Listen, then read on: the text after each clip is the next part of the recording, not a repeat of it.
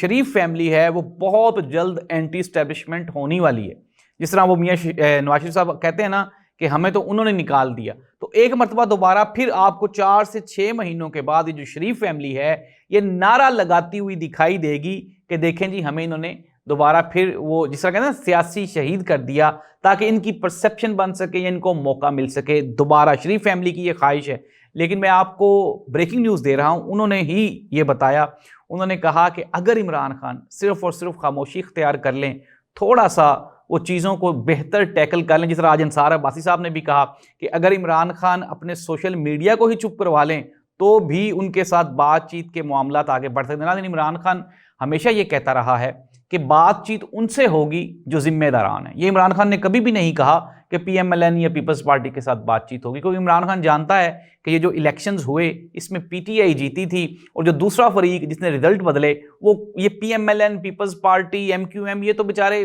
آپ یہ کہیں کہ سیکنڈ تھرڈ وہ ہیں, تصویر کا رخ ہیں. جو اصل تصویر کا جو ون سائیڈڈ ڈائریکشن ہے وہ تو کوئی اور ہے. تو عمران خان نے کہا ان کے ساتھ بات چیت ہوگی.